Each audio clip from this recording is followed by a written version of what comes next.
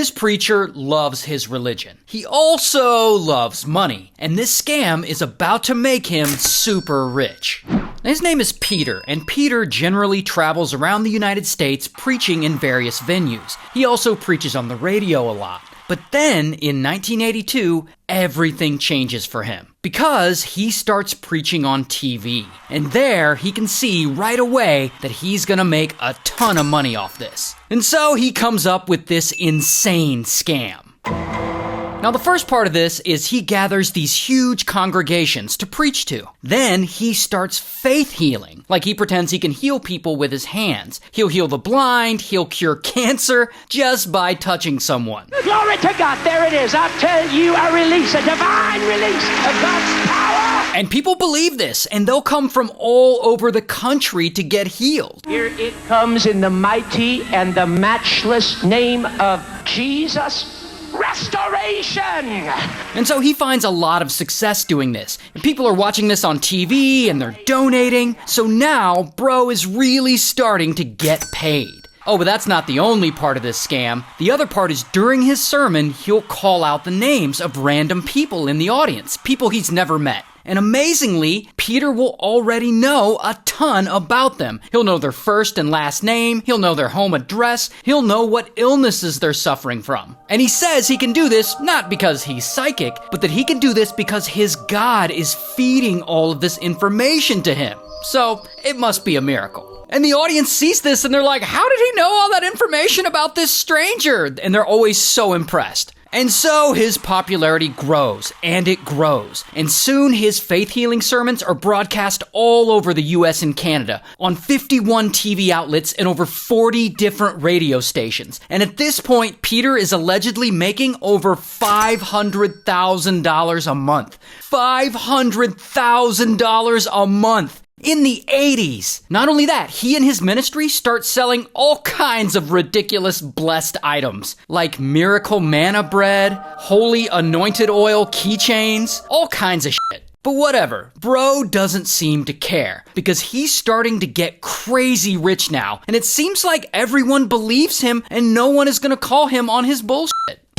Until... Here's the thing though. Not everyone watching Peter's sermons on TV are impressed. Specifically, this guy isn't impressed. James. And James, he's a stage magician and he's also a very popular skeptic. And he's publicly known to debunk scams and other things he finds bogus. And so James sees Peter's shows on TV and he's like, yeah, this guy's a con artist. And so he gets a group of volunteers together and they all decide to try and figure out exactly how Peter is pulling off this scam. And so James and this group, they go to one of Peter's sermons, and it's in this big auditorium, probably 10,000 people there. And at one point, the whole place is passing buckets around because they're collecting donations. And one of James's volunteers uses this as an excuse to get close to the stage so that he can get a good look at Peter. And once he's there, he notices Peter is wearing a hearing aid. And he thinks, well, that's weird. This guy can heal people with his hands, yet he can't heal himself because he's wearing a hearing aid. So he goes back and he tells James, and they conclude that that's not a hearing aid at all. It's an earpiece, and someone must be feeding Peter information through that earpiece. So they all go to his next sermon to investigate further. This time they bring a radio scanner. And one of James's volunteers dresses up as a security guard and he stands in the back. And as soon as Peter comes on stage and starts preaching, their scanner intercepts his radio transmission and they can hear a voice through that scanner.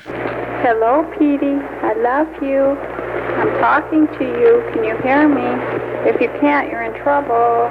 Now that voice is this woman, Elizabeth. Elizabeth is Peter's wife, and she is hidden in a different room, and she's feeding Peter all this information through his earpiece. We have a hot one for you, Robert K. Wood. Who is Robert Wood? Is it Robert K. Wood. K. Wood? Robert K. Wood. That needs surgery. You need surgery. The doctors were going to do surgery on you? Okay, so here's how they were pulling off this scam. So the church would have the congregation fill out prayer cards before the sermon, and they would put them in a prayer box. And Peter's wife would sneak in and switch the boxes out. And then she would read people's information off the prayer cards to Peter through his earpiece. Right next to her is Morris Christman. Just a minute, who is Morris? Christman. Christman? Yeah, he's got hernia and high blood pressure. You've got a hernia also.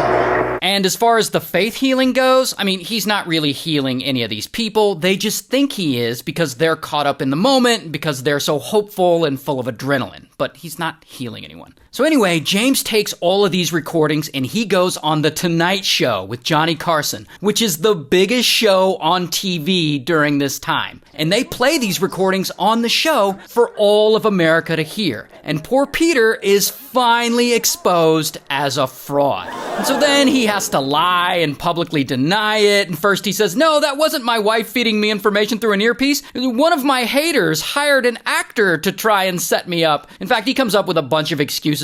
But at the end of the day, the general public is like, fuck you, you're a con artist. And from there, donations to Peter's church slow down dramatically. And within a year, his whole organization files for bankruptcy. Oh, but that's not the end of Peter's story, because bro still loves money, and he's still determined to be rich. He's about to make a comeback. And so about 10 years go by, and Peter decides, yeah, he'll give that whole scamming religious people thing another shot. But this time, he decides to specifically target the black community. And so he starts to buy up commercial time slots on BET.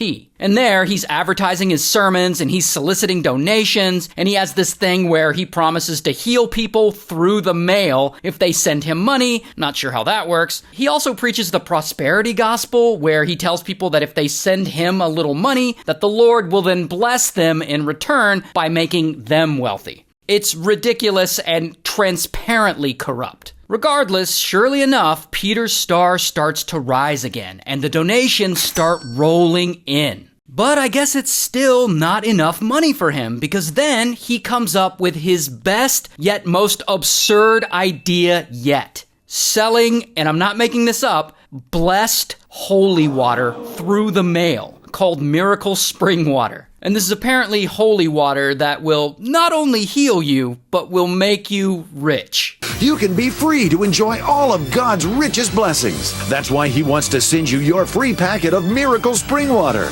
your point of contact for the miracle you need. And as stupid as that sounds, it works, and it works well. And over the next few years, he and his church become super fucking wealthy. In fact, by 2003, he and his organization are making over $9 million a year. I will send you the Miracle Spring Water. I'll send you the instructions. I'll tell you how to use it to see total victory in every area of your life. And by 2005, allegedly, Peter's company makes $24 million just that year alone. Then, of course, the church buys him a $4 million house to live in, tax-free because, the church technically owns it. And later, they buy him a Bentley. And if that isn't depressing enough, apparently, to this day, he's still out there preaching on TV. And he's still running late-night TV ads selling Miracle Spring Water. Release your faith now by calling for your free packet of Miracle Spring Water. Oh my God. Why?